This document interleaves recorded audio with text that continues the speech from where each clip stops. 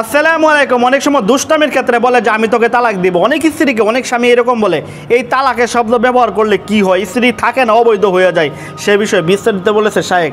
ভিডিওটা বেশি বেশি শেয়ার করে দেন, পেজটি ফলো করে দেন, কারণ এটা একটা খুব গুরুত্বপূর্ণ ভিডিও। তারপর আমি বিস্তারিত বলি। দেখেন, স্বামী যদি দুষ্টামি করে তালাক দেয় তাহলে সেটা শরীয়ত মোতাবেক তালাক হবে কিনা।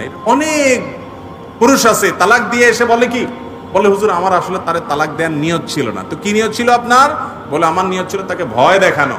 ভয় দেখানোর জন্য আমি বলি পারলে একটা ধাক্কা দিয়ে দেন, জোর করে একটা চিমটি কেটে দেন, এরপরে মাপ চেয়ে নিয়েন, কিন্তু ভয় দেখানোর জন্য তালাক দিলাম তোমাকে এই কথা বলিয়েন না। কারণ ভয় দেখানোর জন্য যদি বলেন আপনি মুখ দিয়ে তালাক দিয়েছেন, উচ্চারণ করেছেন, অতীতকালীন ক্রিয়া ব্যবহার করেছেন, তালাক হওয়ার মতো শব্দ বলে ফেলেছেন, তাহলে এই তালাক ফেরানোর ক্ষমতা কারোর নাই। এই জন্য তালাকের বিষয়টা খুবই সিরিয়াস। যারা বিয়ে করেছেন তারাও, যারা অবিবাহিত তারাও। আমি সব জায়গা বলার চেষ্টা করি ভাইরা আমার, আমাদের দেশে এখন ঘরে ঘরে তালাক হচ্ছে। মনে রাখবেন, স্বামী স্ত্রীর মধ্যে ঝগড়া লাগছে, যত ঝগড়া লাগে লাগুক, তুমুল ঝগড়া হোক, বিশ্বযুদ্ধ বেঁধে যাক, ইউক্রেন রাশিয়া যুদ্ধ বেঁধে যাক, বোমা মারামারি হোক, তাও তালাক মারামারি যেন না হয়। বুঝতে পারছেন?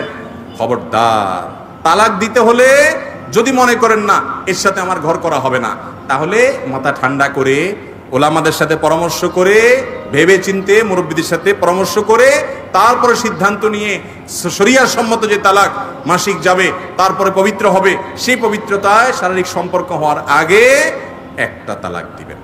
এটা হলো সুন্নাহ সম্মত তালাক। মানে আইলো আর রাগ আসলো আর তালাক মেরে দিলেন, এটা তালাক দেওয়ার কোনো পদ্ধতি হতে পারে না। আল্লাহ জি, আমরা অনেক সময় দুষ্টামির ক্ষেত্রে আমরা স্ত্রীদেরকে বলি যে আমি তোকে তালাক দেব। এই শব্দটা অনেক পুরুষ ব্যবহার করে, কিন্তু এই শব্দটা ব্যবহার করা উচিত নয়। শায়েখ বলতেছে যে এই শব্দটা ব্যবহার করা উচিত নয়। অনেক সময় বলে না যে আমি দুষ্টামি করে অথবা রাগের মাথায় আমি স্ত্রীকে এক তালাক দিছি, কিন্তু পরবর্তীতে আর যে বাকি আছে 2 তালাক, ওই 2 তালাক দিইনি, আমার কি তালাক হয়ে যাবে? এইরকম ভুল যেন আমরা না করি। শায়েখ বলতেছে যত রাগ উঠুক, যাই কিছু করুক, আপনি লাগে আপনার স্ত্রীকে শাসন করেন, মারেন, যাই কাটেন, মানে যাই কিছু করেন, তালাকের যে শব্দটা এটা মুখ দিয়া বাহির করবেন না। এটা কখনো মুখ দিয়া বাহির করবেন না, কারণ শয়তান সবসময় চাই স্বামী স্ত্রীর সংসারে ফাটল ধরাক এবং তালাকে করাক।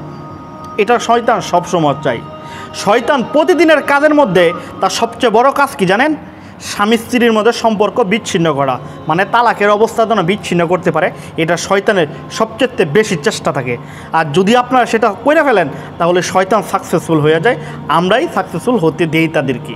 এই কারণে বলবো যে যাই করি না করি কখনো মুখ দিয়া এই শয়তানের ইয়াতে পড়া তালাকের যে শব্দটা আছে এটা মুখ দিয়া বাহির করবেন না।